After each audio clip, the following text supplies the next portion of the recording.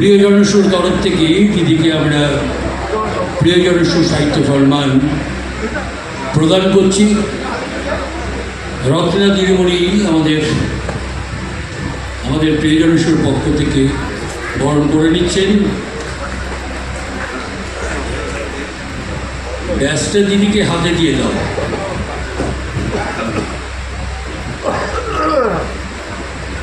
এরপরে ছোট আইটেম ওই যে সব বলছিল না মিনি ওই সুশান্ত অনু এরপরে ব্যাচ উত্তরীয় সব অনু টাইপের যদি বেরোয় না তাহলে সময়টা কিছু বাড়বে। আর একটা জিনিস, বাংলা সহ দেশ ও বিদেশের কবি সাহিত্যিকদের নিয়ে আন্তর্জাতিক সাহিত্য উৎসবের আসর বসে মালদায়। বাংলার পাশাপাশি অসম, ত্রিপুরা, সিকিম থেকে কবি সাহিত্যিকরা এই উৎসবে যোগদান করেন। তেমনই বাংলাদেশ, নেপাল, ভুটান থেকেও দুদিনের সাহিত্য উৎসবে অংশ নেন অনেকে। জেলার ঐতিহ্যবাহী সাংস্কৃতিক সংগঠন প্রিয়জনসুর উদ্যোগে এই উৎসবের আয়োজন করা হয়। দেশের বিভিন্ন প্রান্ত তথা বিদেশের কবি সাহিত্যিকদের লেখনীর আদান প্রদান যেমন ঘটে, তেমনই মেলবন্ধনের মাধ্যমে সাংস্কৃতিক জগতের ঘাটতিও পূরণ হয়। শনিবার মালদা টাউন হল প্রাঙ্গণে জাতীয় পতাকা উত্তোলনের মাধ্যমে উৎসবের সূচনা করেন রাজ্যের মন্ত্রী সাবিনা ইয়াসমিন। হাজির ছিলেন বাংলাদেশের সার্ক কালচারাল সোসাইটির নির্বাহী সভাপতি এটিএম মমতাজুল করিম, বাংলাদেশের কবি বিধান দত্ত, সাহিত্য সম্রাট বঙ্কিমচন্দ্র চট্টোপাধ্যায়ের উত্তর প্রজন্ম কবি জয়দীপ চট্টোপাধ্যায়, আয়োজক সংস্থার সভাপতি সোমশঙ্কর সিংহ, সম্পাদক পার্থসারথী ঝা প্রমুখ। উৎসবে হাজির থেকে কবি সাহিত্যিকদের কথা শুনে এলেন আমাদের पंकज क्रिएशनर प्रतिवेदक रेजाउल करीम।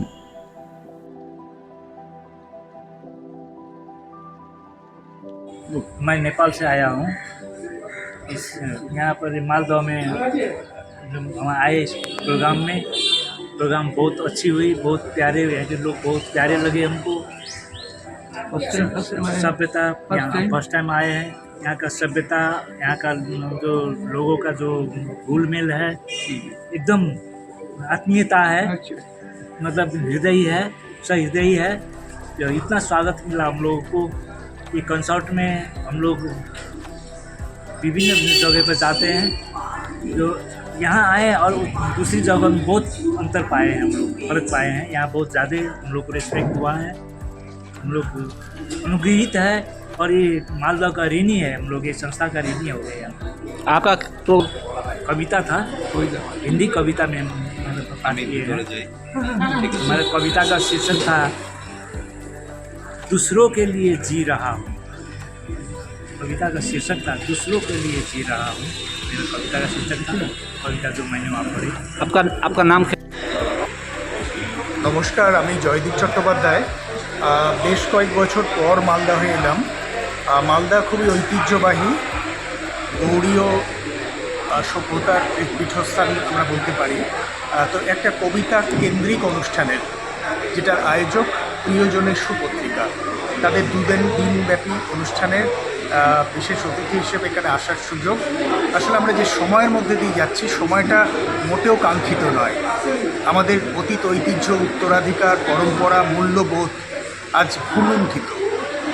আমরা জানি যে কবিতা, সাহিত্য মানুষকে মানবিক মন্ত্র দেয়, মানুষকে প্রকৃত অর্থে মানবিক করে তোলে, মনুষ্যত্বের উন্মেষ ঘটায়।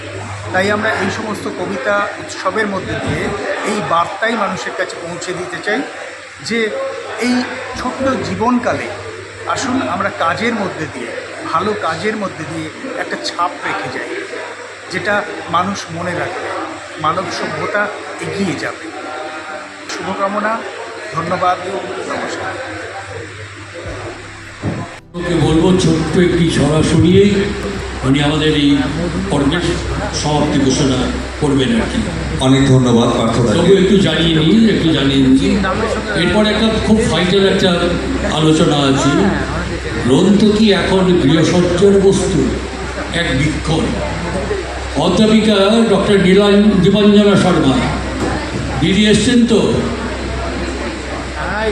দীপাঞ্জনা শর্মা, দিদি আছে, ধন্যবাদ। ঠিক আছে, আমি একটি ছড়া, একটি কবিতা এনেছিলাম, কিন্তু পার্থদার অনুরোধে শুধু ছড়াটি করছি।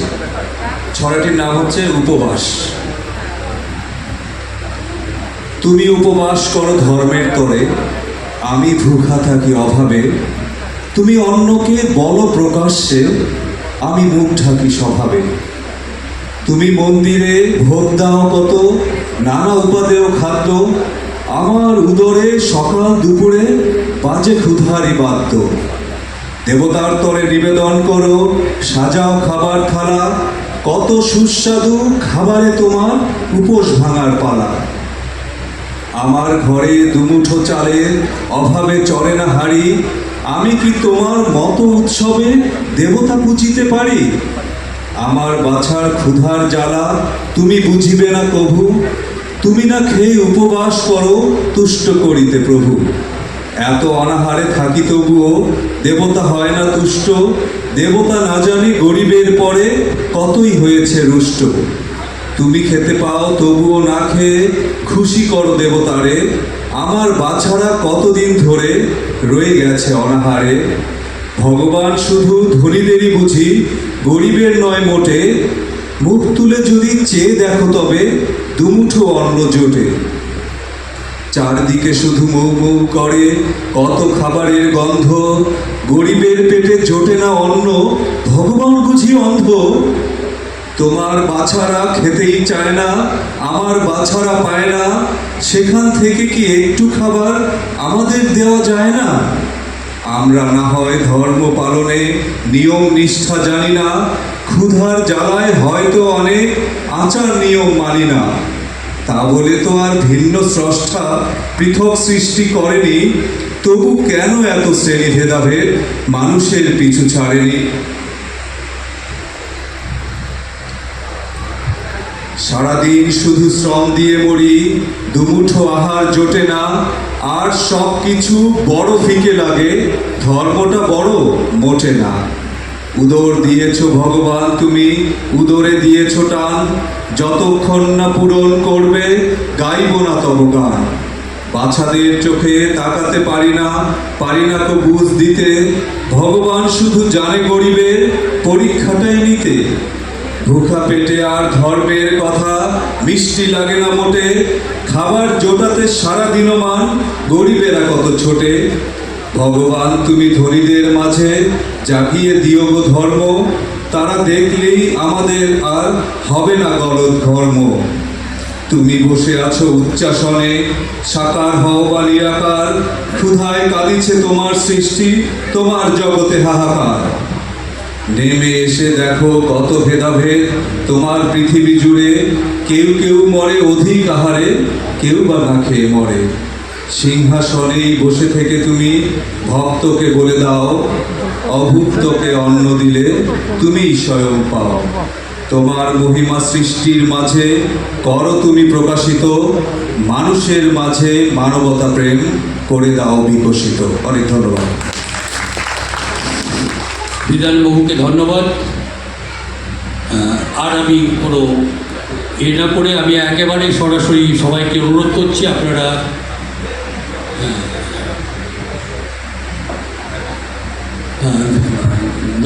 ধন্যবাদ বিধানবাবু আমাদেরকে দুটো বই দিলেন। আমাকে বোধ হয় কিছু নতুন ভাবনা ওনারা দিয়ে যাচ্ছেন আর কি। কিছু বই আমি পেয়েছি, ওনারা বলছেন প্রিয়জনের একটা লাইব্রেরি করতে। ধন্যবাদ। হ্যাঁ, এটা অনেক ত্যাগ প্রতিজ্ঞার ফলে এই সাহিত্য উৎসব, আন্তর্জাতিক সাহিত্য উৎসব অনুষ্ঠিত হলো। গতকালকে বেশ সুন্দর এত কবি লেখককে সাথে নিয়ে মাননীয় মন্ত্রী ন্যাশনাল ফ্ল্যাগ উত্তোলন করলেন, আমাদের সংগঠনের পতাকা উত্তোলন হলো। আর সুন্দর পরিবেশ আর কি, সুন্দর পরিবেশে আন্তর্জাতিক সাহিত্য উৎসব।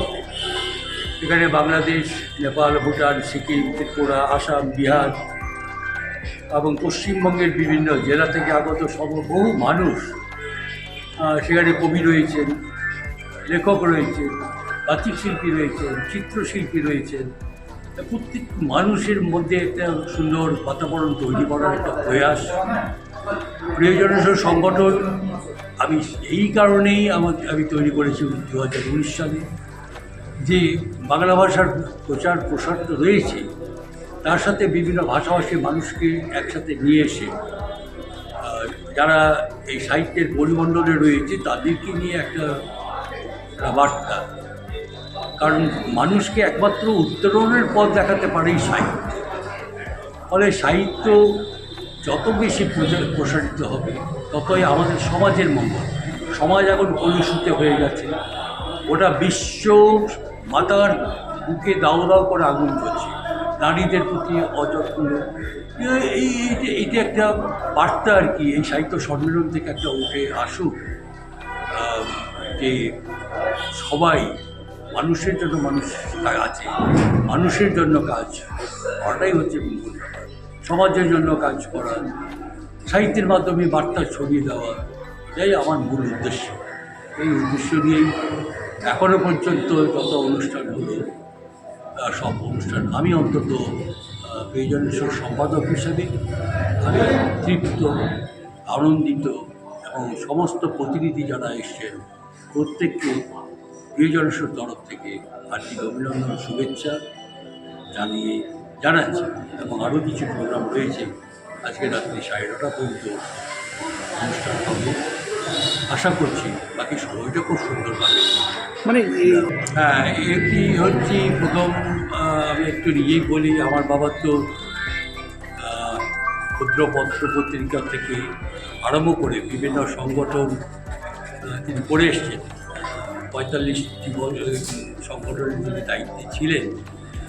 আমার বাবার মৃত্যুর পর থেকে আমার একটা এই সংগঠনটাকে প্রতিষ্ঠা করা, বাবার ভাবদর্শকে, আমার স্বাধীনতা সংগ্রামী আমার পিতা, তার নামে 3টি পুরস্কার রয়েছে।